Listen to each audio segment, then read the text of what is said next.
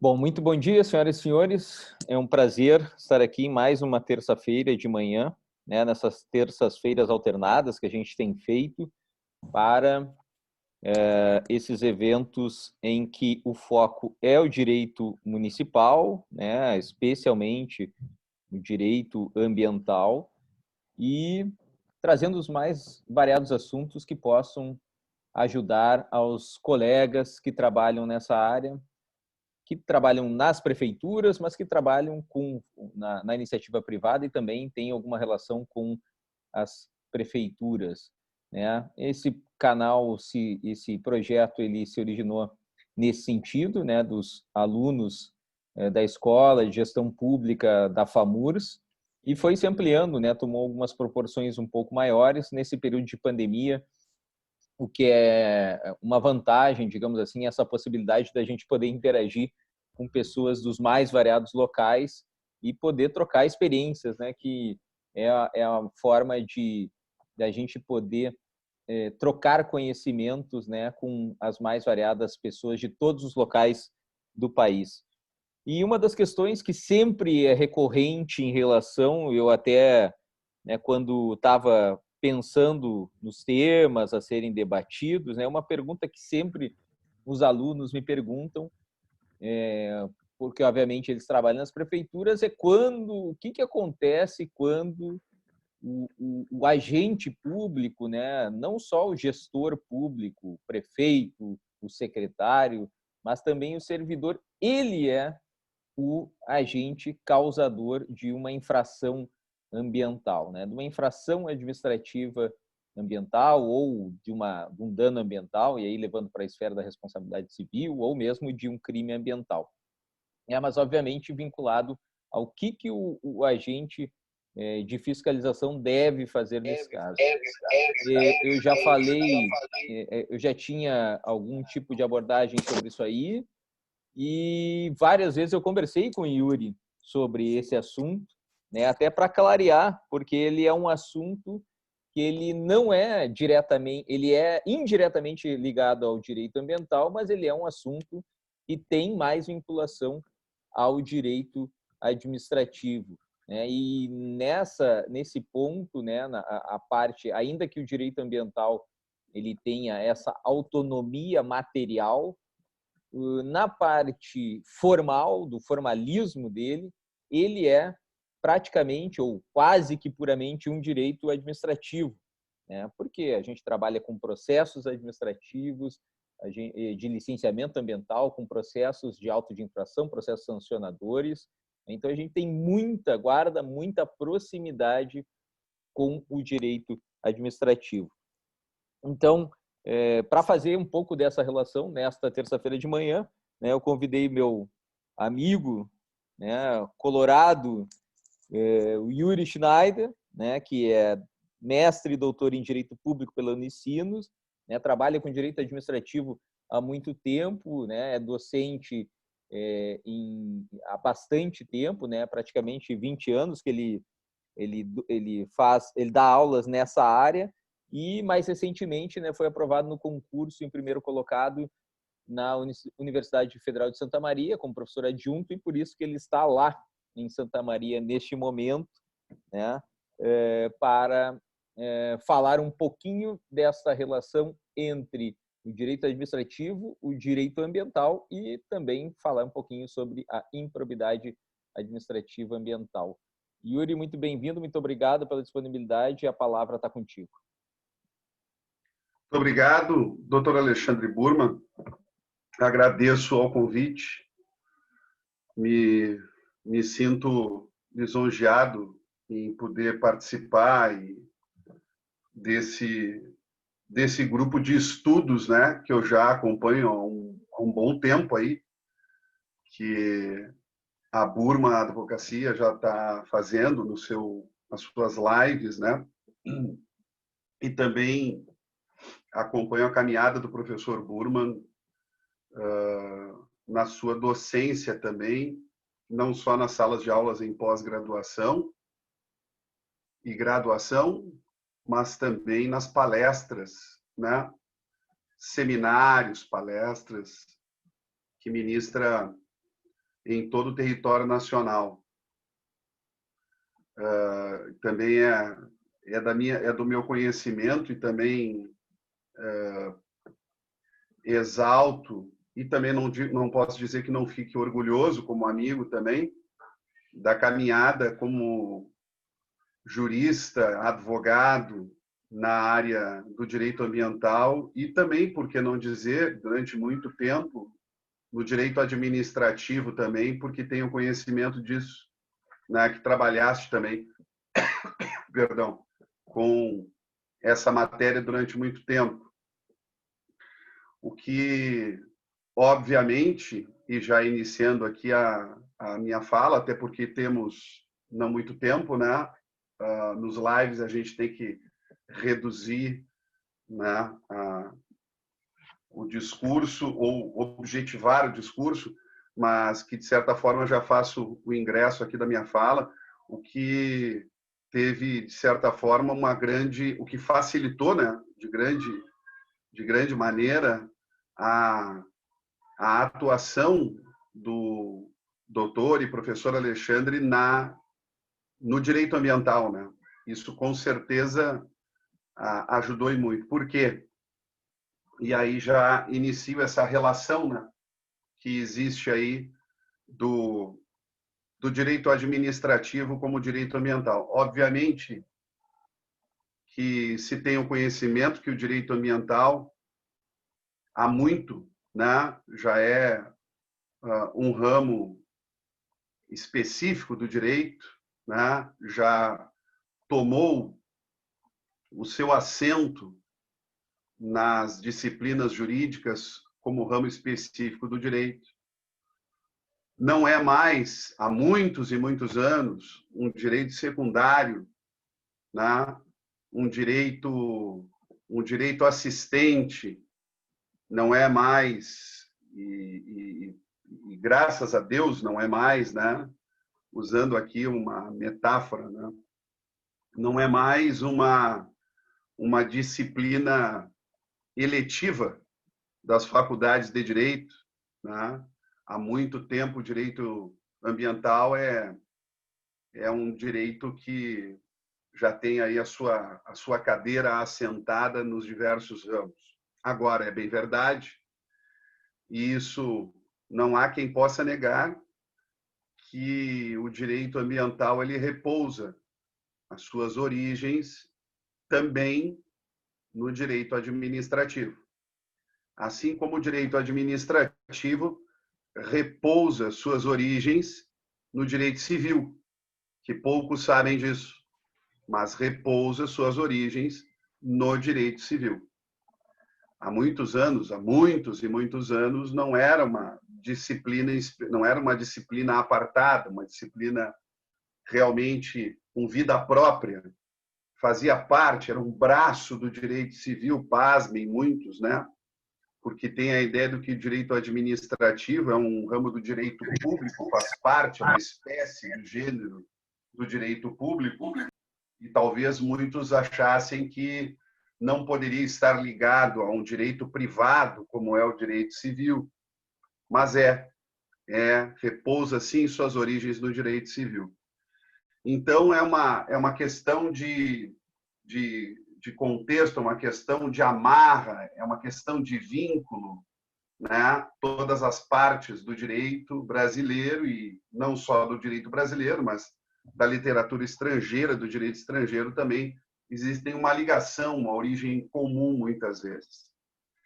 Mas o direito ambiental, ele tem a sua fonte, ele bebe suas primeiras fontes lá no direito administrativo e, obviamente, hoje, muitas das atividades do direito ambiental ainda, né, utilizam de uma grande gama de atividades, né, ou seja, de atos, né, processuais, sejam eles, né, de processos administrativos, sejam eles no sentido de atos administrativos ou processos administrativos propriamente ditos, né?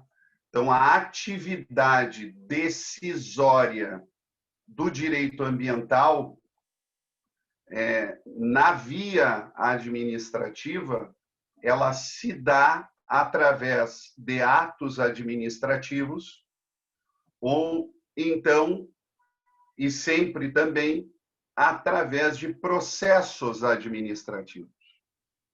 E aí é interessante, professor Alexandre, é interessante que nós relembremos que todo e qualquer ato administrativo, e eu não tenho medo de dizer isso, todo e qualquer ato administrativo, ele vem ao mundo jurídico através de um processo administrativo.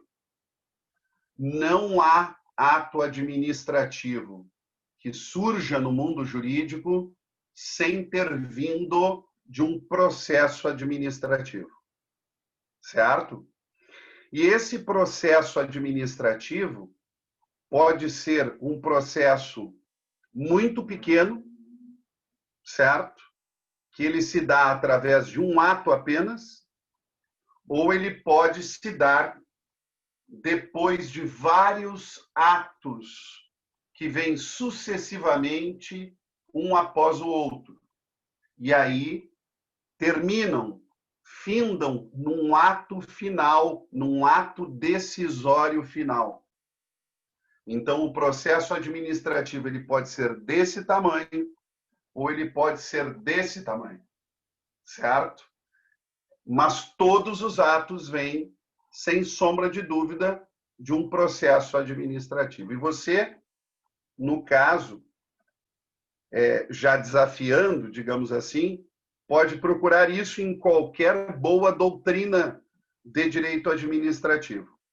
Seja ela numa dogmática tradicional, como, por exemplo, Maria Silvia Zanella de Pietro, Celso Antônio Bandeira de Melo, José dos Santos Carvalho Filho, ou então em qualquer outra literatura administrativista crítica. Talvez o Eli Lopes Meireles, ainda quando era vivo, na sua obra tinha uma posição um pouco diferente. Todos os outros têm esta posição que eu digo a vocês. Não há ato administrativo que surja no mundo jurídico, que venha ao mundo jurídico, sem vir por um processo administrativo. E o direito ambiental, ele é feito e muito através de atos administrativos, de processos administrativos. E aí, é claro, nós temos aqui, e não abordando por muito tempo, obviamente, não querendo aprofundar muito, mas que é importante ressaltar o seguinte: todos aqueles problemas, professor Alexandre, e todos aqueles que me assistem aqui, todos aqueles problemas que nós, administrativistas, enfrentamos nos processos administrativos na atualidade, regras obsoletas, regras que devem ser repensadas, regras que talvez tenham sido feitas em uma época em que o Estado democrático de direito não tinha tanta força ainda nos processos administrativos pátrios, mas que continuaram, mesmo depois com o advento da Constituição Federal, todos os problemas que nós, administrativistas, enfrentamos, vocês, ligados ao direito ambiental, também enfrentam. Por exemplo, nós temos uma grande briga com as questões de processo administrativo e presunção de legitimidade. Uma grande briga com isso, certo? Porque, por exemplo, da presunção de legitimidade que existe, que é um dos atributos, né, inerentes a todo e qualquer ato administrativo, da presunção de legitimidade, vem a ideia de que, como regra num processo administrativo, não se tem efeito suspensivo. O ato continua agindo. A decisão ambiental continua valendo enquanto você não suspende aquilo por uma via judicial ou não retira judicialmente aquilo do mundo jurídico pela porta da anulação. Isso acontece muito no direito administrativo e, obviamente, que acontece também nos processos do direito ambiental. É um problema muito grande que nós temos com a ideia da presunção de legitimidade, né? Em se tratando de direito municipal, já que o professor Alexandre aqui lembrou que temos aqui muitos que trabalham e que vieram realmente de uma extensão, de um curso, né, de gestão, eu não sei se era nível pós, professora Burman, era pós-graduação na FAMURS ou era um curso? Não, é curso de extensão. Curso de extensão qualificação, na FAMURS, municipal, né? Que coisa interessante se dizer isso. Nós tivemos, e eu talvez tenha aqui vários que aqui estão, fazem parte de vários municípios no Brasil. Eu tenho uma pessoa aqui, se não me engano, do Rio Grande do Norte, Marcelo Maranhão, é isso?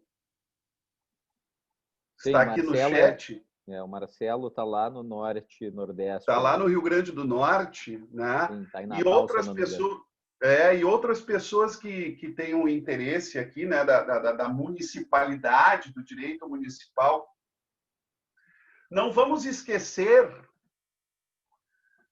que no Brasil nós não temos um código de direito administrativo. Mas, entre aspas, fazemos de conta, muitas vezes, que uma lei, que é a lei do PAF, a Lei Geral dos Processos Administrativos Federais, a Lei 9784/99, é esse, entre aspas, Código de Direito Administrativo. Porque isso já tem julgado, matéria sumulada no STJ, dizendo que quando o ente federado não possui a sua lei geral de processos administrativos, deve utilizar por analogia a Lei 9784/99. E como a gente falou sobre presunção de legitimidade, problema com efeito suspensivo nos processos administrativos, lembro que a grande esmagadora maioria dos municípios do país não possuem a sua própria Lei Geral de Processos Administrativos. E tem essa possibilidade de fazer. Porque a Lei 9784 é uma lei federal. É uma lei federal ou também chamada de lei unional. Ela foi feita pela União para ser usada pela União nos processos administrativos federais. Mas, como eu falei, os estados e outros entes federados, como os municípios, aqueles que não têm a sua Lei Geral de Processos Administrativos, utilizam, por analogia, 9784.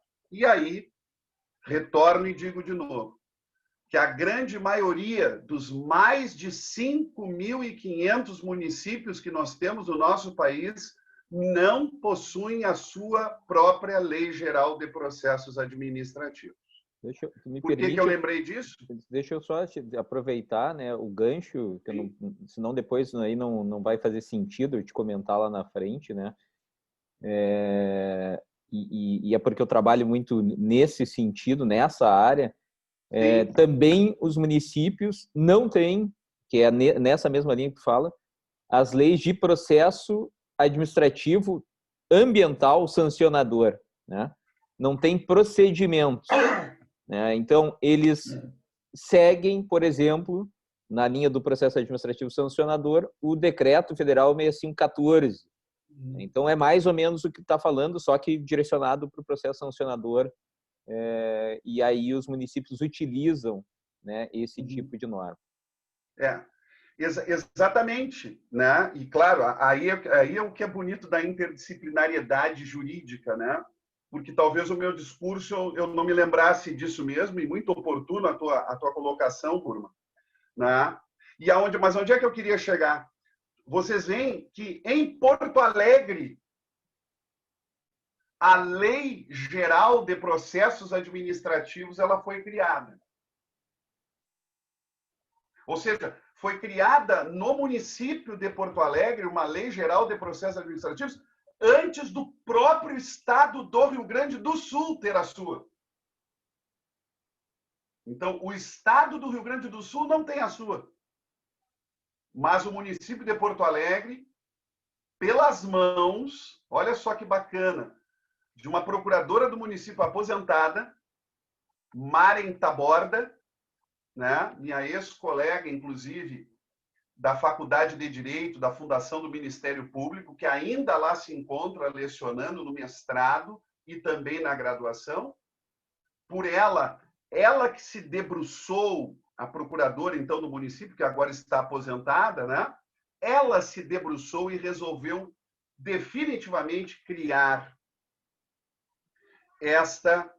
né, o projeto de lei para que depois fosse, obviamente, aprovado, sancionado, aprovado pela Câmara e sancionado pelo prefeito. E também é importante, por isso que eu falei sobre isso, que, primando por estas questões democráticas, que são muito importantes aqui para aqueles que advogam no aspecto ambiental, no direito ambiental, né? E eu sei aqui que tem vários assessores de municípios aqui também, né? Que tem outros que estão do outro lado do balcão, né? Ali, muitas vezes buscando esta, né, a proteção do meio ambiente, mas pelo lado, né, do próprio poder público, né?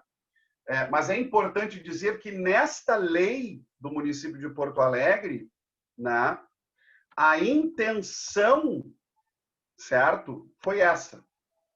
E quando se fez a questão do efeito suspensivo, né, e da ideia que também pela presunção de legitimidade falava que o ônus da prova, né, é daquele que alega a ilegalidade da administração. E aí a professora Maren Taborda, do projeto de lei, ela chega e diz assim, não, só um pouquinho. O efeito suspensivo é regra e não exceção. Teve uma discussão muito grande. Eu não acompanhei isso, se depois teve a batida, se mudaram ou não. Isso é uma coisa que vale a pena ir atrás e ver. Mas teve uma discussão muito grande. E aí, claro, né, aqui botando uma nota de rodapé, né, não querendo entrar em pormenores, mas colocando uma postura, uma posição minha, né? Aí fica muito difícil uma pessoa que tem um estudo, como vários daqueles que estão aqui, né, assistindo, o professor Burman e outros tantos juristas, né, que fazem um esforço intelectual, né, psicológico, de muito tempo de estudo, tem que ver, muitas vezes, o seu filho, que é a sua lei, digamos, o seu projeto de lei, que ali foi concretizado, sendo discutido por, digamos assim, uma pessoa, né, que não tem nenhum aparato jurídico ou de estudo, de pesquisa, né, sobre a lei que ela coloca ali, que é o que acontece numa Câmara de Vereadores, né? Muitas vezes, uma pessoa não tem formação jurídica, não tem formação de administração pública, de gestão pública, né, e fica dizendo aquilo que acha ou que deveria ser. E talvez venha aí a quebrar, né, ou venha a macular de morte, né, uma coisa que para nós seria muito importante, que é a proteção do Estado Democrático de Direito, e tentar sempre lembrar que a administração ela é pública. Ela é pública. Portanto, ela é nossa. Ela é dos membros da coletividade.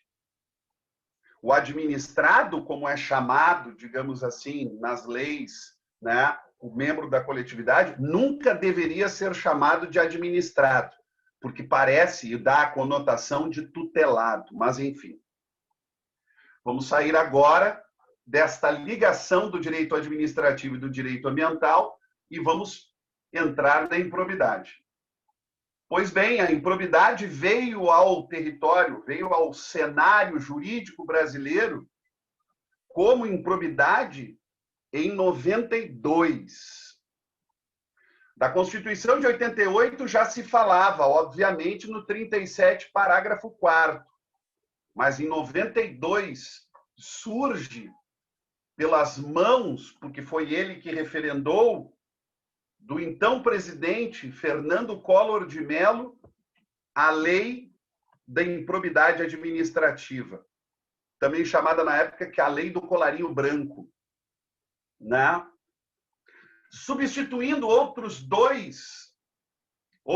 duas leis, uma de 57 e outra de 58, certo? Então vamos deixar bem claro que improbidade no país não começou em 88, muito menos em 92.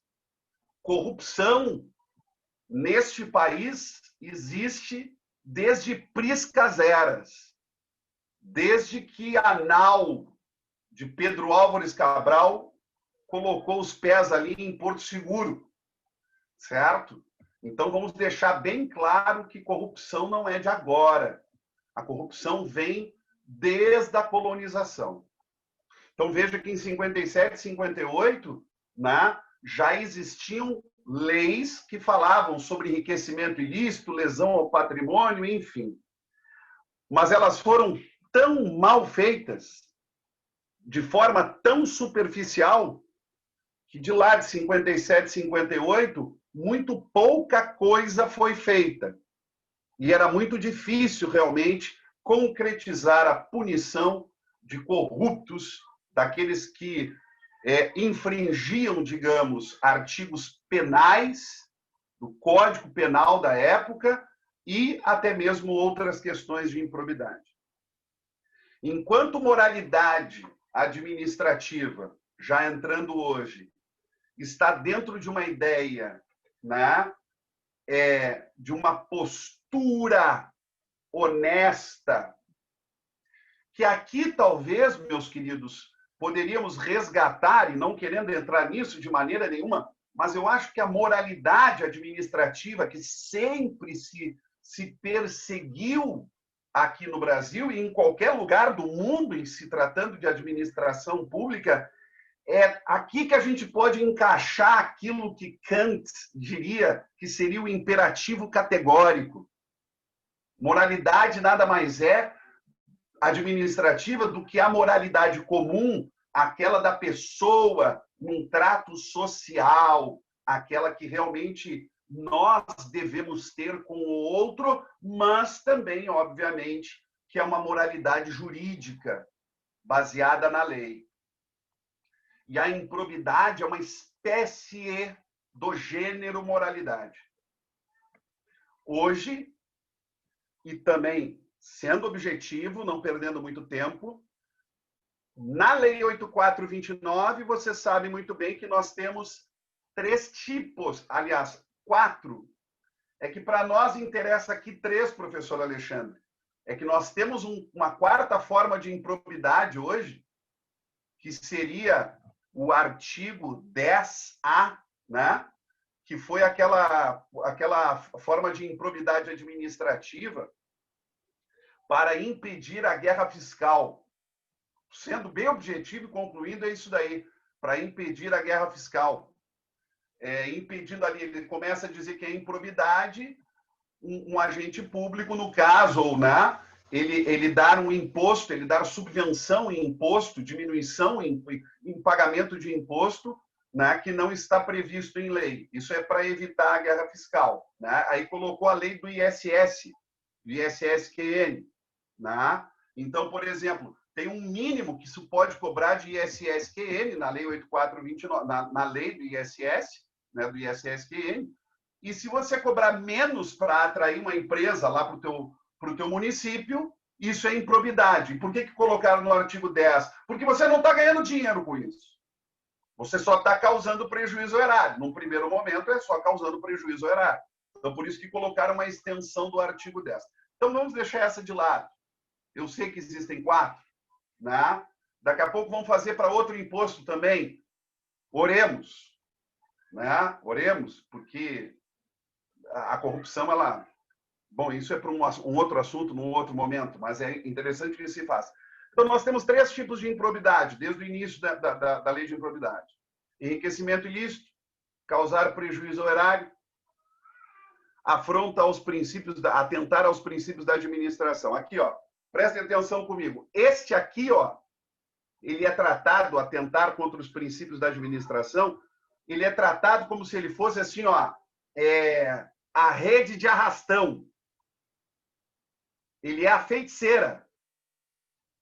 Certo? É a rede proibida, aquela que pega todo mundo.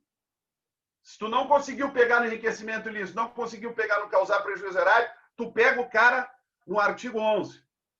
E quando eu digo assim, nesses termos chulos, assim, é para dizer, é para mostrar a minha preocupação, principalmente como, né, advogado. Claro, hoje consultor e parecerista, né? Não mais advogado.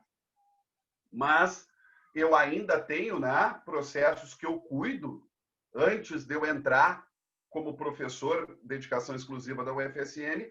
Eu tenho várias ações, né, de improbidade que eu ainda dou suporte em consultoria e parecer, porque fui contratado muito antes de entrar na universidade.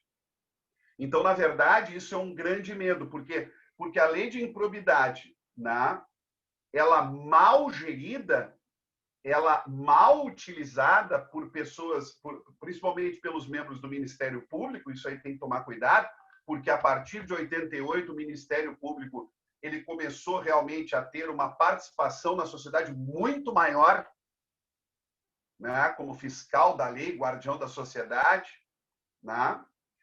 E aí, muitas vezes, essa ação civil pública de improbidade pode, muitas vezes, fazer um arrastão, um pente fino, uma rede chamada de feiticeira, aquela que é proibida no caso, e pegar gente que nem deveria estar na ação. Né? Mas é aquela brincadeira que eu faço, né, professor Burman? O cara entra a Polícia Federal dentro da sala do agente público para pegar o computador, pegar tudo que ele tem na sala, vamos lá, vamos levar para investigação, daqui a pouco estão saindo da sala, tem um faxineiro limpando na frente, vem, tu também, faxineiro, tu também vai, e traz a vassoura. Né? Então, a gente tem que tomar muito cuidado com isso. Mas hoje, as 3 formas de improbidade, as 3 espécies de improbidade que nós temos são enriquecimento ilícito, causar prejuízo erário e atentar contra os princípios da administração pública. Aquele que chegou agora, por favor, eu já falei que tem 4, mas eu só vou falar de 3. Tá? Dentro do âmbito ambiental, vamos lá, no direito ambiental, vamos ser bem específicos. Enriquecer ilicitamente. Exemplos. É simples. Uma pessoa que trabalha como agente fiscalizador recebe, né, ele tem que autuar, ou então ele tem que fiscalizar, né, ele recebe algum valor, recebe algum dinheiro, algum bem, para não fazer ou fazer em desacordo com o que a norma ambiental diz. Isso aí é enriquecimento ilícito. E acontece, com certeza deve acontecer bastante. Né? Como diria Ed Mota, na música, né? O mundo é fabuloso, o ser humano é que não é legal. Então, com certeza, isso acontece em várias administrações brasileiras. Quando eu digo administrações, é porque nós temos todas as municipais, as estaduais, distrital e federal. Né? No causar prejuízo ao erário, né, nós temos aí, talvez, a ação ou omissão, mas que não resulte o enriquecimento ilícito. Né? E eu tenho que cuidar, botei para despertar aqui, para não passar muito do tempo. Né? Já falei aqui 30 minutos, professor Burman. Vou finalizar já, para que a gente possa ir para o debate. Vai tá? indo, isso, vai indo, tá bem. Aí nós temos lá o causar prejuízo ao erário. Vamos deixar bem claro que aqui, na primeira, no enriquecimento ilícito, uma das coisas que tem que se constatar, obrigatoriamente até hoje, isso é pacífico no STF, no STJ, o dolo. Tem que ter dolo. Né? E, obviamente, que tem que ter um nexo causal, né? Entre a conduta, ele como agente, utilizando a competência dele, e isso é uma coisa bacana. Isso eu gostaria de abrir aqui, né? Logo, logo eu vou abrir aqui uma nota de rodapé, que isso é uma coisa que eu estudo há muito tempo, e isso é uma coisa que tem que ser levada em consideração. Quem é agente público? Já volto lá. Dentro da ideia do causar prejuízo ao erário, nós temos ação, omissão, dolosa ou culposa. Dolosa ou culposa. Mas tem que se comprovar, né, a ideia do dano sofrido. Tem alguns que ainda discutem. A jurisprudência, não sei se vai mudar quanto a isso, mas da efetiva comprovação do dano. Ou se só da forma tentada já teria. Cara, isso é uma coisa muito perigosa. E a terceira, meus amigos, como eu havia falado para vocês, que é, digamos assim, é a última rede que passa, que se você não conseguiu pegar nos dois primeiros, você pega no terceiro, atentar contra os princípios da administração pública. Bom, aqui muitas vezes, quando não tem enriquecimento ilícito, mas tem o causar prejuízo ao erário, que tanto faz o dolo ou a culpa, né? Muitas vezes aqui tem uma confusão muito grande. Porque tu pode não ter causado prejuízo nenhum, mas a tua atitude, certo? Pode ter ferido o princípio da legalidade, o princípio, né, da publicidade, os princípios da administração pública, que, neste caso, são os mesmos que devem incidir para o direito ambiental. É claro que aqui, olha só, me atrevendo, desculpe, me atrevendo. O princípio da precaução no direito ambiental, professor Bruno. Né? Temos lá o princípio da precaução. Pelo que me lembre, no princípio da precaução diz que, lá pelas tantas, a lesão ao meio ambiente não precisa ter realmente ocorrido para que surja realmente, talvez, o dano ambiental. Estou errado, professor? Me corrige nisso.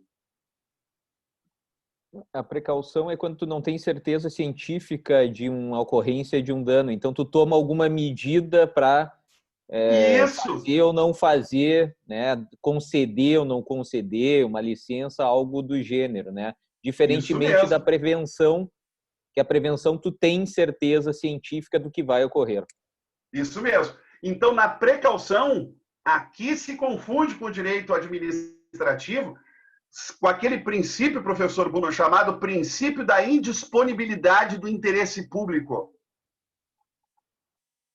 Que é a ideia do dever, é o princípio que segura a palavra dever. Então, eu vou dar um exemplo para vocês. E isso é um exemplo vivo. É uma ação que ainda corre na Justiça do Estado do Rio Grande do Sul. Uma ação que, quando fui procurado há um tempo atrás, por algumas questões técnicas, não poderíamos entrar com mandado de segurança e não poderíamos entrar com uma ação ordinária. Mas a indignação por parte dos autores era tão grande que alguma coisa tinha que ser feita e eles queriam fazer.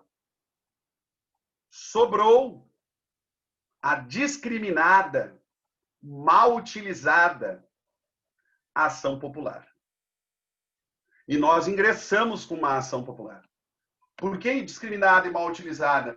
Porque nós temos um canhão, aqueles de 100 milímetros, bala, na nossa mão e nós nunca utilizamos.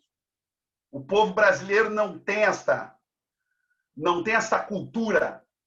O povo brasileiro, ele acha sempre assim, eu tenho mais o que fazer do que ficar entrando com uma ação popular. Tanto é verdade que, de todos aqui que estão aqui, todos aqui que estão, se eu pedir que levantassem a mão, assim, quem é que entrou alguma vez na vida com uma ação popular como autor? Poucos vão levantar a mão. Não, advogado já deve ter entrado com ação popular. Eu entrei com várias. Mas faço aqui a minha culpa também. Conheço tanta coisa errada e poderia ter entrado com tanta ação popular na minha vida, eu como cidadão, mas nunca o fiz. Bom, entramos com essa ação popular e vou dizer o que aconteceu. Veja. Nós temos uma fundação de amparo ambiental, no caso, que utilizava pessoas de um cargo X, de uma formação X, para dar laudos que não poderia ser dado por uma pessoa dessa formação. Só poderia ser dado por uma pessoa de uma outra formação superior.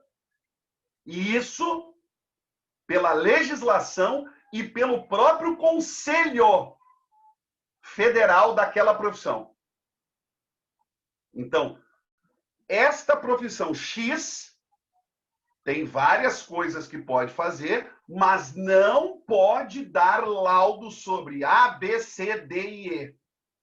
E há mais de 15, 20 anos dá o laudo. E aí alguém descobre, dizendo, da outra profissão Y, dizendo assim, ó, olha, primeiro, não poderiam estar fazendo isso. Isso pode dar um dano ambiental violento, como, por exemplo, aquilo que aconteceu em Minas Gerais. E aí, depois, quando acontece, fica todo mundo perguntou, mas de quem era a culpa? De quem era a culpa? Mas começou aonde? Não sei o quê. Já começa por aí, né? Um laudo sendo dado por um cara, por uma pessoa que é formado num nível superior X, que não tem esta atribuição. E outros começam a dizer que a atribuição é nossa. Inclusive, tem um concurso público aberto, com prazo de validade não esgotado. Estamos aqui esperando, nos nomeie. Não, mas aí é uma questão de reserva do possível, tem que ter dinheiro. Então, a reserva do possível para ter dinheiro para contratar essas pessoas. Para quem sabe convalidar todos aqueles atos lá para trás, que são nulos, e podem causar um prejuízo imenso à sociedade. A sociedade não só de agora, mas o direito ambiental é de gerações futuras. Lembre-se, certo? É o que diz o 225 da Constituição Federal. Né? Pode causar um dano imenso. Você me dizer que agora não tem dinheiro é muito melhor, ou seja, isso é um aparato seguro para você não chamar essas pessoas, tu vai me desculpar. Mas isso ofende e muito o princípio da precaução e ofende demais vários princípios que norteiam a administração pública. Primeiro, a legalidade, porque diz que aquele laudo só pode ser feito por uma pessoa X e não você.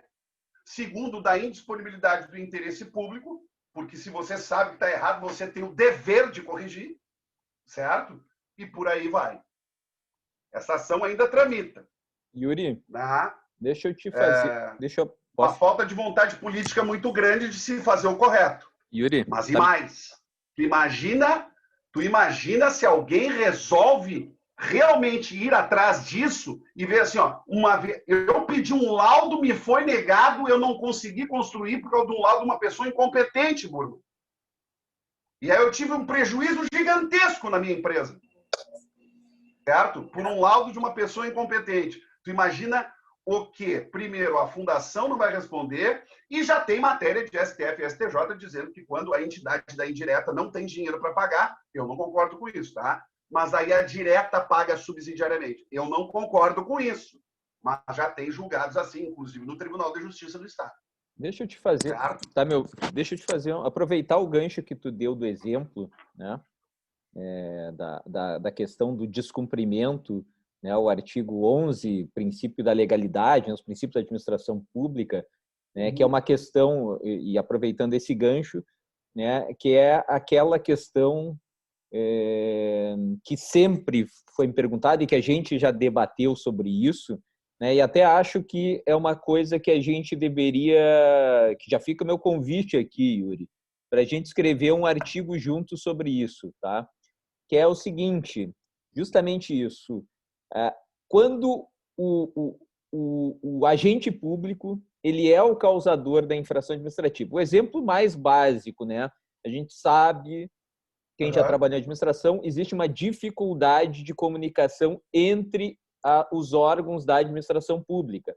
A Secretaria do Meio Ambiente não fala com a de obras não fala com a do urbanismo, que não fala com a fazenda, todo mundo fica lá no seu quadrado. E aí, muitas vezes, especialmente na Secretaria de Obras, nas prefeituras municipais, o secretário ou o agente ou o prefeito diz, vamos fazer aquela obra, vamos lá passar um saibro lá, passar a máquina lá naquela estrada, vamos derrubar essas árvores aqui e tal, e não há comunicação. Depois a gente bota uma placa com uma mão sangrando, assim, e era isso. Isso. E daí o que acontece? Não tem, né? Há um descumprimento ao princípio da legalidade e muitas vezes há um dano ambiental. Muitas vezes são coisas, né?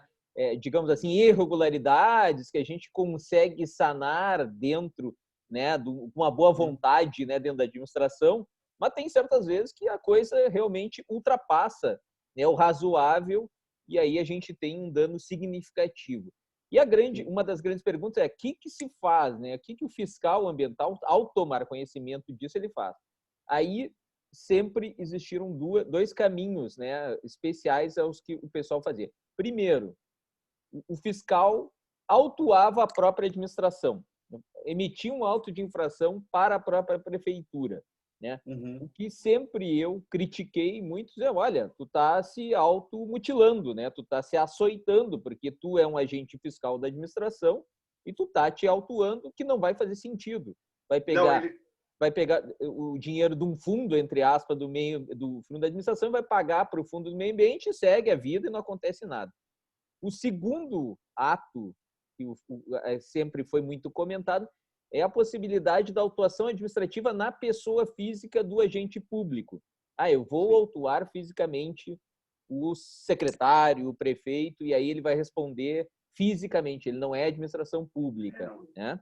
E a terceira situação, né, que é o que eu acho que seria interessante abordar, é a condição de se abrir um processo administrativo disciplinar, né, por conta do descumprimento da legislação e, eventualmente, uma sequência de uma ação de improbidade, né? Então, gostaria que tu comentasse essa abordagem aí que eu estou te dando exemplo. É isso daí.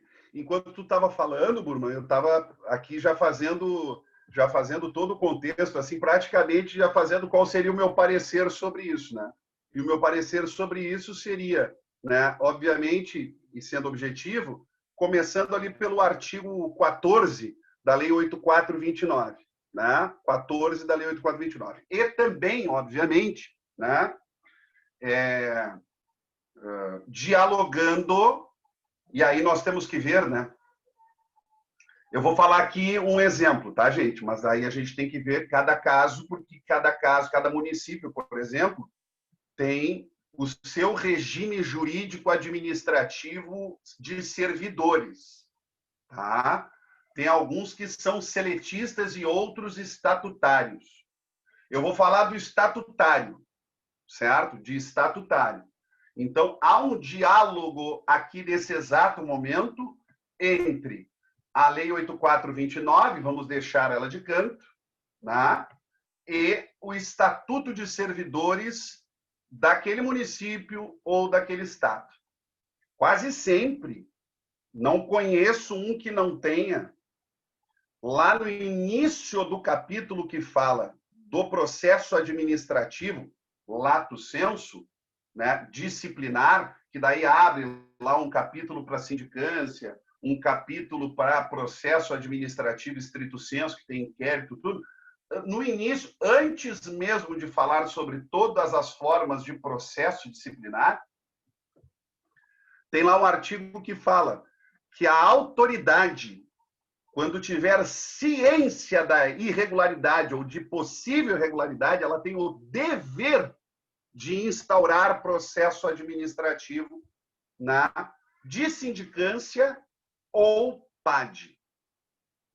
A sindicância, vamos relembrar, a sindicância é um processo feito para apurar possíveis responsáveis e possíveis irregularidades.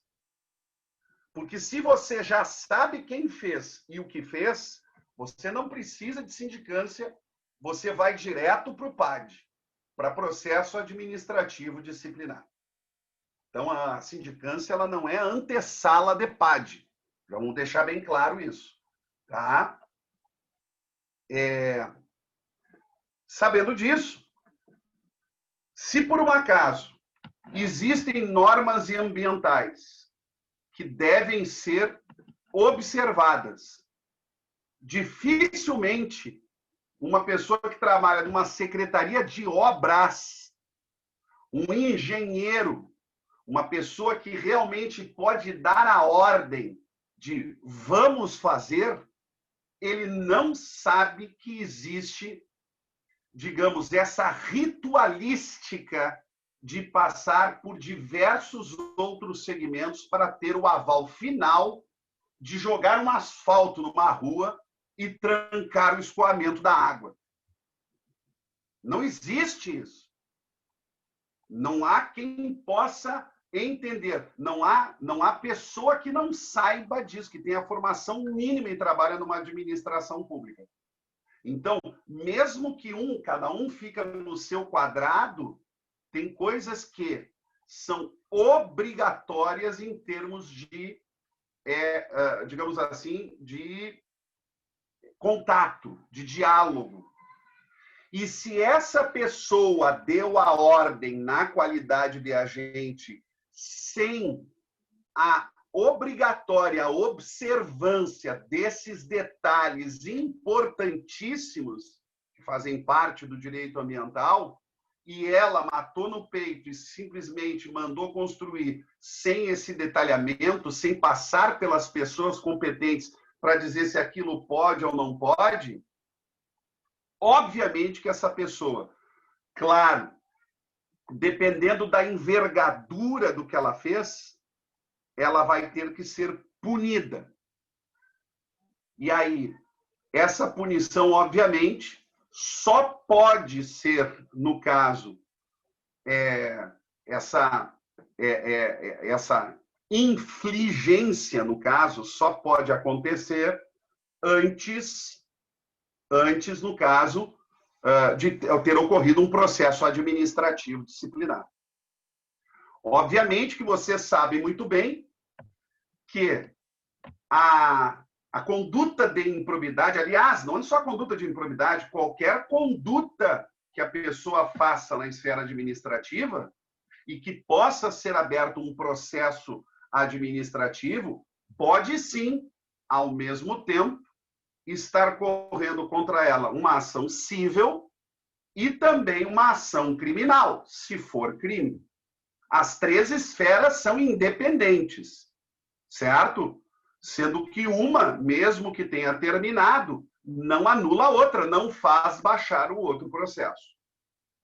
Temos, em alguns casos, na legislação federal, lá diz que se por um acaso tiver negativa de autoria ou inexistência do fato na esfera penal, aí contamina as outras duas. Mas, por exemplo, na lei número 133/85, que é a lei do município da capital gaúcha de Porto Alegre, a lei complementar, não tem isso.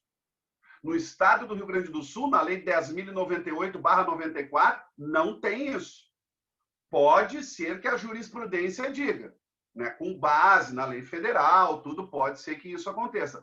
Mas as três instâncias correm paralelamente, elas são independentes entre si. Então, aquelas duas primeiras hipóteses do Burman são inócuas, que o Burman disse, no caso, né? Não é que ele faria isso, que ele mencionou, concordo, são inócuas, elas são inexpressivas, elas são um tiro no vazio, certo? Não tem aquilo ali necessidade, porque não teria, na verdade, uma concretização que seria, digamos, interessante à sociedade, nenhuma, né? E seria até, desculpe, eu vou botar entre aspas, uma ação burra, né? Uma ação burra fazer um negócio desses. Então, a coisa que deve ser feita, com certeza, no meu ver, é a instauração pela autoridade competente, certo? Pela autoridade competente, né? Primeiro, o fiscal, primeiro, a pessoa do órgão do meio ambiente, ela tem que oficiar a sua autoridade máxima, que no caso vai parar no secretário. O secretário tem que oficiar o prefeito, certo? E tudo isso imediatamente. Porque quanto mais tempo piorar, todas essas pessoas estão entrando no negócio. Porque se por quanto mais tempo demorar para se instaurar, depois que ficou sabendo, tudo para se instaurar o negócio, não sei o quê, se o Ministério Público fica sabendo antes da própria denúncia da prefeitura, ele coloca todo mundo no processo. E aí todo mundo vai ter que dar explicação. Exatamente. Né? Deixa eu pegar esse gancho aí. Que é o que vão te perguntar. Eu já te antecipo, porque já me perguntaram isso. E quando o secretário, a autoridade máxima, não faz isso, qual é a postura do fiscal em relação à comunicação ao Ministério Público, por exemplo? Não, aí que tá. Se por um acaso ele fez a parte dele, né? Se ele fez a parte dele, se ele fez a comunicação de que há uma irregularidade, ele deu o parecer dele, ele falou que ele... Burman, eu não vejo, a partir do momento que ele fez a autuação e fez, olha, ele não poderia ter feito isso, vocês têm que tomar as medidas, eu não vejo qualquer punição ao fiscal se ele não falar nada para o Ministério Público. Ele já fez a medida dele. Não, mas não no sentido salvo se tiver em alguma legislação que regra a vida dele, do fiscal, uma legislação ética, alguma coisa dentro do município, alguma coisa que obrigue ele a ir até o Ministério Público e fazer alguma coisa. Não, mas não é nem pela legislação, é no sentido, ele faz essa medida, né? Tá. Comunica a autoridade e ele não vê o retorno, né? Ele não vê o retorno, tudo bem. Não foi aberto um PAD, não foi nada. Ele, na sua condição, né, de cidadão ou de servidor, claro, ele poderia encaminhar essa... Porque uma das coisas... Eu estava falando, tu me desculpa, eu estava falando em termos administrativos, em termos de punição, se ele tivesse avisado e ficasse quieto em termos de outros órgãos, tipo Ministério Público, né? Até uma delegacia de polícia, se for o caso. Ele vai na delegacia de polícia e presta parte, se for o caso. Até para se abrir o negócio, poderia fazer isso. Porque ele, como cidadão, podia botar. Tem que espalhar para todo mundo. Agora, se não fizer, se ele já fizer a coisa administrativa, se ele não quiser, porque daqui a pouco a gente sabe muito bem, né, Burman, que nós estamos no Brasil e nós sabemos muito bem a represália, principalmente pelos processos administrativos hoje. O assédio moral é gigante. Tu sabe que eu trabalho com isso também, né? É uma das minhas maiores pesquisas, é o assédio moral no serviço público, né? E uma das coisas que eu mais trabalho, que mais faço parecer sobre isso tudo, é dizendo assim, ó, e chego à conclusão, o assédio moral no serviço público, ele é tão ou mais lesivo e acontece muito mais, claro, em termos de... É óbvio que existe muito mais funcionários da iniciativa privada, regrados por uma CLT, trabalhando numa empresa, do que funcionários públicos no Brasil. Isso é óbvio. Mas guardar... É que nem acidente de avião. Tem um amigo meu que diz que quem anda de avião tem... Como é que é? Desastres de avião... como é que é? morre-se menos andando de avião do que andando de carro. Ele olha para mim e diz assim, ó, não pode ser verdade. Tem menos avião no céu do que carro na rua andando. Né? Então, fazendo essa brincadeira aqui, né? O número de servidores e o número de pessoas trabalhando em empresas, obviamente que o número que trabalha em empresas é muito maior que de servidores públicos no Brasil.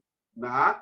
Mas, assim, guardadas as devidas proporções, o assédio é tão grande ou maior no serviço público do que em empresas privadas. Tá? Talvez alguma coisa um pouco menor, quem sabe, né? Hoje, dependendo da época, né? Mas a intensidade é muito maior. Eu não quero aqui desvirtuar para outro assunto. Eu quero só deixar bem claro que a intensidade é muito maior. Por quê? Porque, da grande maioria das vezes, a pessoa que vai te perseguir, ela trabalha com a ideia, o abalo psicológico que ela faz na outra pessoa no caso, se inserir num contexto de que aquela pessoa saiu da iniciativa privada há anos. Ela largou a iniciativa privada, desistiu e agora está na iniciativa pública trabalhando. E perder aquilo que ela conquistou através de um concurso público, para ela, é uma lesão muito grande. É uma estrutura familiar que se abala tudo e não é assim para passar no concurso público. Nós sabemos muito bem. Bom, mas saindo disso, muitas vezes a pessoa não faz porque ela não quer se incomodar depois. Porque ela sabe que tem um jogo político muito grande envolvido. Que ela sabe que ela pode ser removida de um órgão tal, que ela já está há anos, ser colocada lá num arquivo para trabalhar, ficar lá cheirando ácaro, né? Porque escantear essa pessoa. Isso pode acontecer. Se ela não estiver nem aí para isso, se quiser colocar realmente a sua postura de cidadão e fazer, ela pega com certeza todos os documentos, né? Porque ela pode fazer isso e ela não precisa nem ir no Ministério Público, na verdade. Se tiver crime ambiental envolvido, ela pode ir numa delegacia de polícia dizer o que ela está constatando, não há problema nenhum. Ou então ela faz uma representação para o Ministério Público, uma denúncia para o Ministério Público, ou até para o Tribunal de Contas. Que nós não podemos esquecer disso. O Tribunal de Contas, muito mais, fica até muito melhor. Né? Você fazer a denúncia para o Tribunal de Contas. Se é o Ministério Público de Contas, ele leva adiante. Né? Mas isso é uma questão de cidadão, uma participação cidadã. Sim, a porque postura o fiscal, como agente público, se ele fizer tudo aquilo que está dentro da lei, olha, eu constatei e imediatamente eu fiz o laudo, está aqui, ó, e os caras fizeram tal coisa, agora é com vocês. Exatamente. Então, no limite da esfera administrativa, fazer essa representação interna seria isso, né? Isso. Encaminhar e aí a autoridade isso, superior. Porque depois a lei de improbidade, Buna, ela diz ali que depois, né, que foi aberto o processo administrativo, né, a cópia do processo administrativo tem que ir para o Ministério Público. Né? Porque depois o Ministério Público ele pode participar como autor da ação, né, ou como custos legis. Porque pode ser a própria procuradoria do município que pode ingressar com ação de improbidade contra a pessoa. Além do PAD, com ação de improbidade também contra a pessoa. Mas daí o Ministério Público tem que participar sob pena de nulidade do processo. Mas ele tem que ter a cópia do processo administrativo na mão a partir do momento que se entra. Ele tem que ter isso. Aí está ali a partir do artigo 14 da Lei 8429. Tem que ter documentado, né, Yuri? Porque isso é muito importante, né? Na administração pública, e muitas vezes eu vejo com o pessoal das prefeituras, há uma contrariedade ou há algum tipo de situação a qual eles não concordam, e eu sempre falo para eles, documentem isso. Bota no papel, pega o protocolo. Documenta, certo? O WhatsApp, hoje em dia tem grupo de WhatsApp, tem que usar o WhatsApp, tem que printar o WhatsApp, tem que guardar tudo, tem que botar... Porque quando o MP vem, embora tu possa ter uma participação, ele acha que tu tem uma participação desse tamanho, mas ele te coloca do lado daqueles que têm uma participação desse tamanho e aos olhos do juiz, ninguém tem diferença ali, num primeiro momento. Ninguém tem diferença. Até, como diria o meu pai, né, até tu explicar que perna de barata não é serrote, meu amigo, bem, isso é bem complicado. Desculpe aqui o termo chulo, mas para dar uma descontraída. Muito bem. Não, exatamente, Yuri. Existe a grande preocupação, né, esse assédio, muitas vezes, moral que acontece, Sim. né, dessa pressão que existe da administração pública, né, e a área ambiental, notadamente, né, vista aos olhos externos como o atravancador do desenvolvimento, né, muitas vezes acaba sofrendo esse tipo de questionamento. Então tem que pular na frente, né, Burman? Sim, sim. Então a gente ele tem que pular na frente. Claro. Não é questão, não é uma questão de teoria de conspiração, ele viver assim como se tivesse sempre alguma coisa. Não, ele tem que, de forma calma, ele tem que se munir, ele tem que sempre pensar, mas isso não vai acontecer, não. Sempre tem que pensar, mas pode. Pode. Muito E bem. guardar documento, mas guardar documento, meu amigo, hoje em dia HD é de tera, né? Hoje em dia a memória é de terabyte. Digitaliza tudo, guarda num pendrive bem longe, em 2, 3 pendrive, deixa bem longe do trabalho, guarda tudo, documenta tudo. É a melhor coisa que você faz para a sua vida funcional. Ou, veja bem, né? Para a sua vida de agente público, cargo efetivo, cargo em comissão. Né? Não podemos esquecer da prescrição da ação de improbidade. Mas o artigo 23 é muito importante, que para os cargos efetivos, a prescrição, cargo efetivo, a prescrição, ele remete para a lei que cuida da vida funcional do agente público. Certo? Remete para a lei que cuida da vida funcional do agente público. Então, vamos lá. Se o cara está numa CC, está trabalhando num órgão ambiental, e ele está num cargo em comissão, ou numa função de confiança, começa a contar 5 anos da data em que a pessoa sai. Da data em que a pessoa saiu. No outro dia começa a contar 5 anos.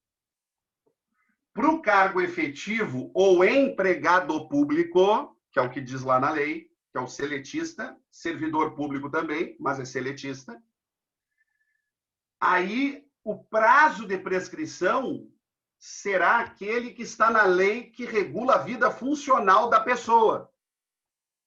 Certo? Em se tratando de estatutário, vou pegar o exemplo do federal aqui, mas daí cada um vai olhar no município que faz parte aí.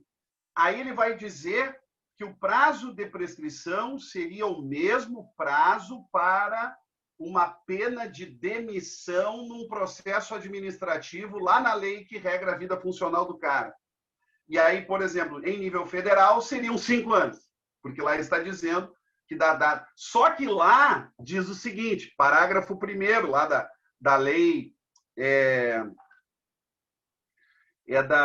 do artigo 141 ou 142, eu acho que é o 141 da lei 8.102, que é dos federais, que diz o seguinte, 5 anos para ação disciplinar de demissão. Só que o parágrafo 1º ele diz assim, mas a prescrição começa a contar a partir da data em que o fato se tornou conhecido.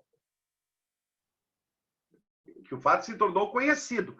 E no estado do Rio Grande do Sul, diz da data em que o fato se tornou conhecido pela autoridade. São duas coisas diferentes.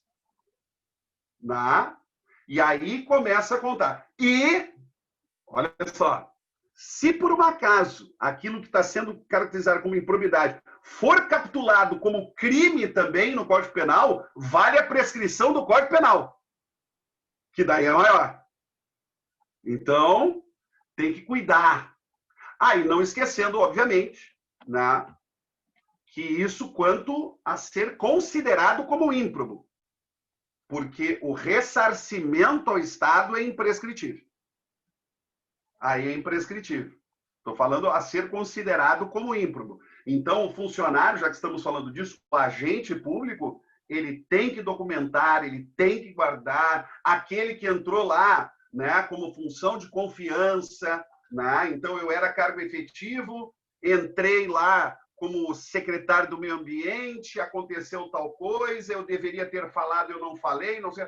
Vai documentando, faz as coisas, porque depois que tu saiu da função de confiança, certo? Tu tem 5 anos para responder por aquela função gratificada que tu tinha ou função de confiança que tu ganhava como secretário ou CC, como secretário de município. 5 anos. Embora eu tenha um julgado em agravo, isso aí foi um absurdo, né, cara? Mas assim, enfim. Está bem claro para mim isso na lei de improbidade, que é cargo em comissão ou função de confiança. Função de confiança, Burman, é uma pessoa que é cargo efetivo e assume uma função de confiança. Certo? Beleza. Quando ele sai da função de confiança, passa 5 anos, improbidade, ele não responde mais pela função de confiança. Tivemos a invenção pelo TRF4, a invenção no estado do Rio Grande do Sul, TRF4, a invenção de uma quarta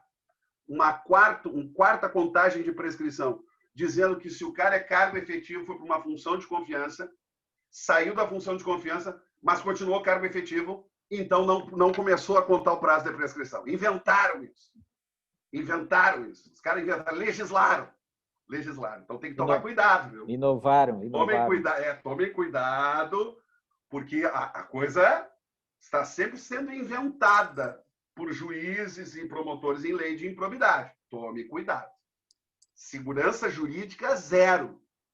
Tome cuidado. A popular FG, né, Yuri? Essa aí que tu fala. É a FG, é porque na lei de improbidade chama de FC, mas daí chamamos de FG em alguns municípios, em alguns estados, e no Rio, por exemplo, em Porto Alegre não se chama de FG, se chama de FC. Muito bem. Lá na lei complementar. Agora, por exemplo, o pessoal que está me assistindo aqui, né, no município lá de Natal, em Rio Grande do Norte, lá na capital, não sei se na lei que regula lá se é FC ou FG, mas é a mesma coisa. Muito bem, senhoras e senhores, eu vou deixar aberto aqui, eu já botei aqui no chat, se alguém quiser fazer uma pergunta ou comentário, por favor, o Yuri está à disposição para a gente ir se encaminhando para o encerramento, que está chegando a hora do almoço, né? E aí todo mundo começa a ficar com fome. Se ninguém vai fazer uma pergunta, eu vou fazer um último... Burman, por favor, eu li um chat ali agora, aquela lei complementar 790 de 16, é a do processo? É a do processo administrativo de Porto Alegre. É a do processo. Sim, é porque eu estava na prefeitura nessa época, né? Então eu conheço bem ela. Né? Conheço bem o processo da prefeitura. E eu era autoridade julgadora na época dos processos administrativos ambientais, né? Então, nessa época, existiam os processos administrativos sancionadores ambientais, tu tinha uma figura de uma autoridade julgadora e o recurso, na segunda instância, para o prefeito. E a partir da lei complementar, foi criada uma junta municipal, né, em cada órgão setorial que faz análise. Então, a junta, a partir daí, começou a julgar os processos administrativos sancionadores, no caso. Tá? Eu queria te fazer para te finalizar, é uma coisa que aflige bastante nessa área do direito ambiental, administrativo ambiental, e que nós, advogados e operadores do direito e técnico e tudo mais, acaba tendo esse problema, essa dificuldade diariamente. Queria saber se na parte do direito administrativo isso aí vocês também têm essa dificuldade também, que é esse confronto em relação à competência administrativa, especialmente a competência legislativa, no sentido do confronto que no ambiental há muita prevalência em relação a normas infraconstitucionais. No caso, decretos, portarias, resoluções de conselho de meio ambiente, tem uma força que muitas vezes os operadores e a jurisprudência, né, acabam dando uma força maior que a própria lei. Né? Então, o princípio da legalidade no sentido estrito, né, o sentido estrito sendo o princípio da legalidade, acaba sendo descumprido em detrimento de uma resolução ou de alguma outra norma infraconstitucional. A jurisprudência acaba dizendo, né, ou acaba levando para um lado, né, indúbio pro ambiente, né, o ambiente não pode ser prejudicado, e muitas vezes há uma certa, digamos assim, abrandamento do princípio da legalidade para fins de proteção ambiental. Como é que tu vê isso, Yuri, esse tipo de entendimento, assim, porque quando eu comento isso com um administrativista, com um tributarista, né, ou com outros, o pessoal meio que diz assim, não, isso aí não faz sentido, né? Não faz sentido tu ter uma norma, uma portaria que te aplique uma multa, um decreto que te aplique uma sanção pecuniária, isso aí tudo depende de lei. Só que no ambiental a coisa não funciona tanto assim, né? Eu queria ver o teu comentário sobre isso. Na verdade, o comentário não é nada bom, né? Porque nós passamos pela mesma coisa. Nós passamos pela mesma coisa. Eu particularmente, como professor da área, atuante da área, nesses longínquos aí, 20 anos profissional, e tem mais uns 4 aí de estagiário, na época que a gente não joga fora, né? De maneira nenhuma, tá? Porque naquela época que a gente era estagiário, a coisa era um pouco diferente, né, Burma? O cara trabalhava, né, carregava pedra, né, 10 horas por dia trabalhando. Enfim, sou completamente contra, porque algumas coisas são muito...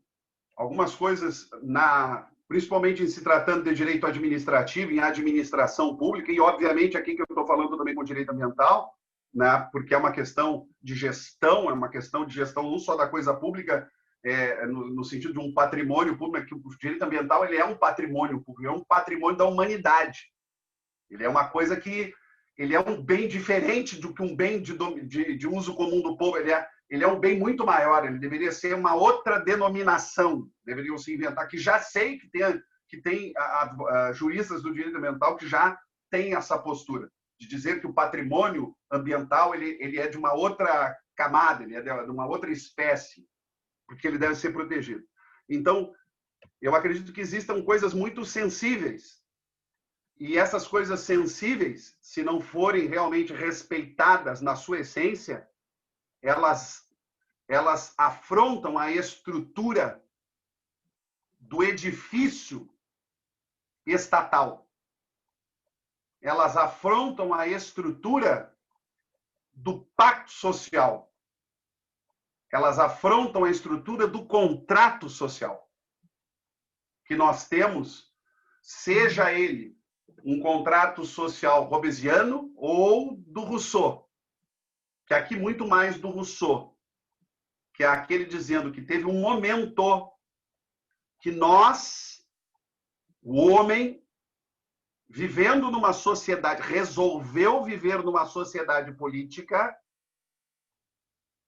e resolveu dar o seu estado de natureza, de poder fazer tudo aquilo que bem entende contra tudo e contra todos. Ele deu esta liberdade para uma figura, um ser inanimado chamado Estado, que o Hobbes chamou de Leviatã. Estado. Só que o Estado ele tem que dar para ele, para esta pessoa, a segurança de que ninguém fará contra ele aquilo que bem entender. Inclusive o Estado, Burman. Inclusive o Estado. E a partir do momento que o Estado, pelo princípio da legalidade administrativa, que diz, por uma ideia de segurança jurídica nas relações, que o Estado só pode fazer aquilo que a lei determina ou deve atuar conforme a lei e o direito, certo? Então, ele só pode fazer dentro de uma ideia de legalidade, ele só pode ter esta ideia, porque é uma questão de segurança jurídica, né? Nós temos que ter a segurança de que as pessoas que estão lá dentro não vão fazer aquilo que bem entendem. Porque senão você não tem segurança jurídica. E você há de convir comigo que decreto, portaria, instrução normativa, regulamento, isso é ato administrativo, Burman. Ato administrativo. Isso é uma atividade decisória daquele agente competente para fazer aquele ato. No caso de decreto, normalmente, o chefe do Poder Executivo. Normalmente. No caso de uma portaria, um secretário. Certo? Uma instrução normativa, uma outra pessoa competente. Então, veja, e vou levantar aqui agora, claro, vou aproveitar que eu estou numa live, eu não estou numa sala de aula, eu não estou dando aula para preparatório de concurso, eu estou numa live para a gente poder pensar. Eu vou dizer uma coisa para vocês. Isso não fui eu que inventei, infelizmente, aliás, não gostaria que isso existisse. Mas uma das maiores provas e maneiras de corrupção no nosso país, é a venda de atos administrativos. A venda de atos administrativos. Então, uma medida provisória é um ato administrativo em forma de lei. Em forma de lei. Um decreto é um ato administrativo normativo. Certo? Regulamento é um ato administrativo. Então, eu falando isso para você, e isso está provado, é só você, por exemplo, olhar lá na delação premiada da Odebrecht. A delação premiada, a Odebrecht, eu não quero entrar em questão política, mas é muito importante isso, porque tem questões ambientais envolvidas. A Odebrecht, na delação premiada do Marcelo, ele diz que a Odebrecht comprou 15 medidas provisórias. Ela comprou 15 medidas provisórias e vários decretos durante todos esses anos que ela atua. Aí você, que trabalha com direito ambiental, desses, está lá. Eu posso indicar várias literaturas para vocês, vários. Pessoas que já estudaram isso, já leram a delação premiada dele. Tem vários decretos e medidas provisórias que têm a ver com quebra de defesa ambiental, para que eles pudessem construir. Entendeu? Mas o outro lado também é verdadeiro. Porque, na verdade, o que eu estou falando aqui agora é porque pode ser benéfico. Mas por que vocês fizeram esse decreto aqui? É porque para vocês é ruim, para a empresa menor é ruim, mas tem uma empresa maior que vai se beneficiar com isso. E foi ela que pagou a campanha. Então, por isso que eu sou completamente contra a tudo aquilo que tem que ser por lei ser feito goela abaixo por um decreto, por uma normativa, por uma portaria, certo? E simplesmente as pessoas falarem assim, ah, não, mas é isso mesmo e passa. Não gostou, entra com alguma medida judicial, que vai demorar, para dizer que é inconstitucional isso daqui, alguma coisa assim. Tenta conseguir eliminar. Se você conseguir, conseguiu. Eu sou contra, completamente contra. Ambiental, administrativo puro, tributário, INSS, certo? Processos administrativos de INSS, certo? Eu sou contra. Aquilo que tem que ser por lei, é por lei. Muito certo? E a legalidade administrativa, ela não foi inventada e trabalhada nesse sentido, Burman, por nada. Teve um porquê. Perfeito. Excelente, Yuri. Para a gente encerrar, em definitivo, né, a Marília fez uma pergunta aqui, né, em relação ao lapso temporal. Eu tenho que fechar umas coisas aqui em cima do chat. Não, mas eu te leio aqui, ó. Se verificado uma infração ambiental, qual o lapso temporal que pode ser estendido para a lavratura do auto de infração para que não se caracterize uma improbidade, né? Lembrando que o prazo prescricional, eu já até posso dar um direcionamento na resposta, né? Mas o prazo prescricional para lavratura do auto de infração é de 5 anos. Então, a autoridade administrativa ou fiscal, no caso, teria esse prazo para lavrar o auto de infração, no caso, né? Eu não quero me meter nas matérias das legislações ambientais, que eu não me lembro, né? Até guardar, eu responderei até o limite do que eu sei, né? Até o limite do meu conhecimento. Se não tiver nenhuma legislação diferente no ambiental, no caso, né? acredito que nós temos prazo de anulação de 5 anos nos processos administrativos, mas eu acho que não foi bem essa a pergunta. Eu acho que a pergunta é quanto tempo a pessoa, não é isso? Quanto tempo a pessoa tem se ela para lavrar um constata auto de alguma coisa? infração. Não, para lavrar o auto de infração. Certificado de uma infração ambiental, qual o lapso temporal que pode ser estendido para se lavrar uma infração para que não seja... Olha, eu não me lembro isso do direito administrativo. Olha, não sei mesmo se tem algum prazo, alguma decisão jurisprudencial.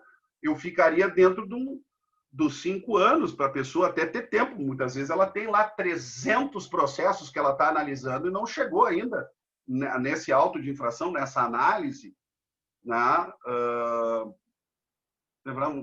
Não, eu entendo que... Eu acho que é por aí, o processo administrativo, 5 anos, e caracteriza improbidade, né? Tem uma série de coisas, que se ficou público e notório, se tem prova de que a pessoa já sabe, né?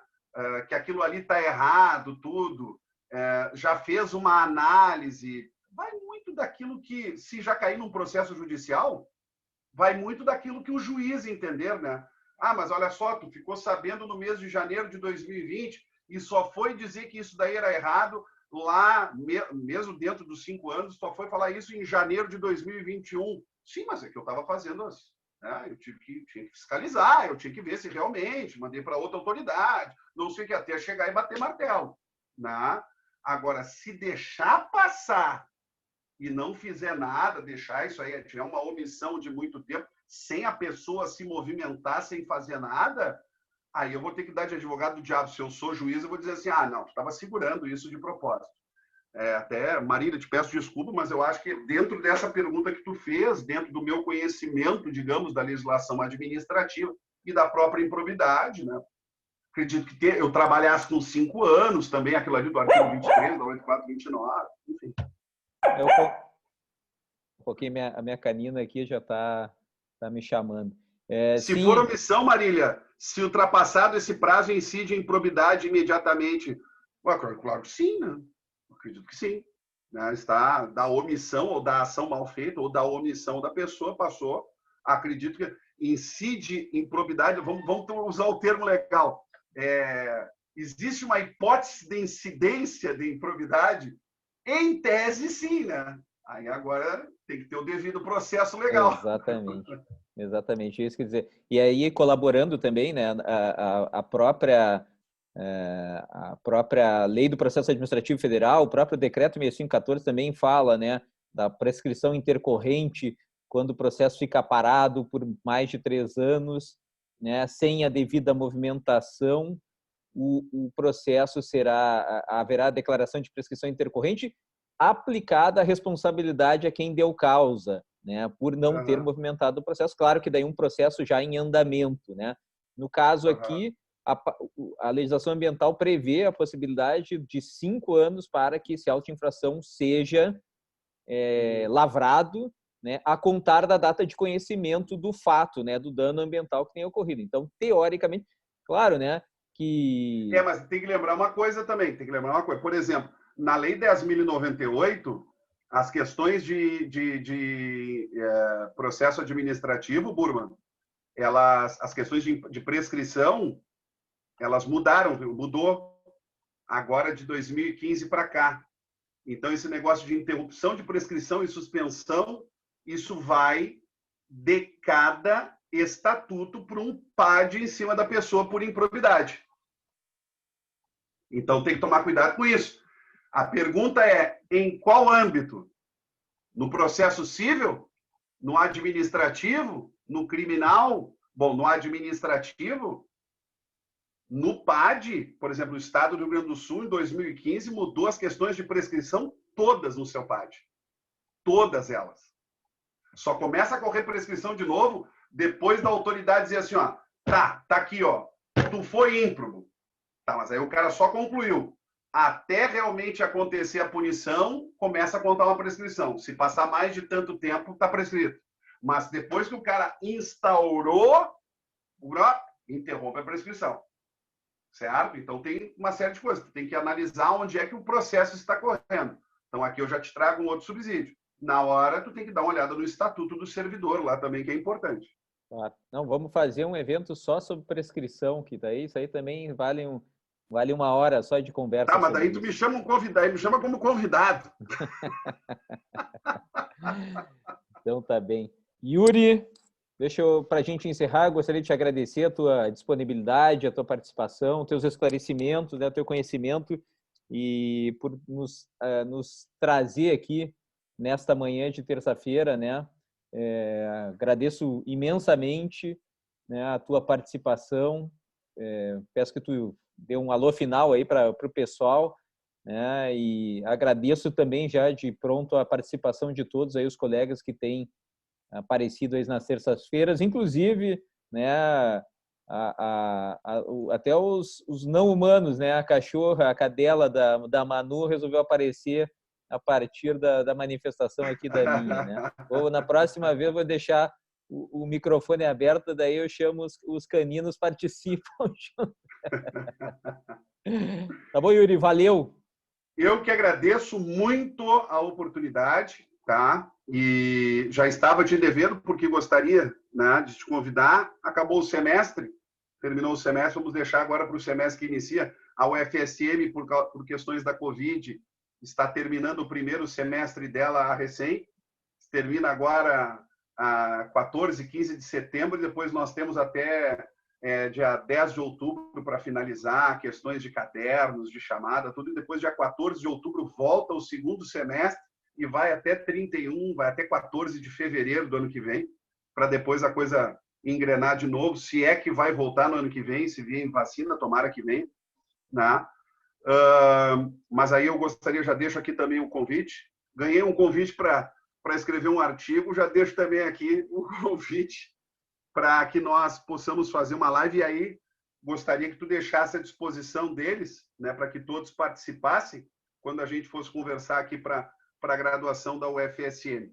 É importante salientar também que, embora as coisas estejam um pouco paradas, a minha linha, o meu projeto de pesquisa, né, e o meu projeto de extensão aqui na universidade está ligado muito à ideia de sustentabilidade e processo administrativo.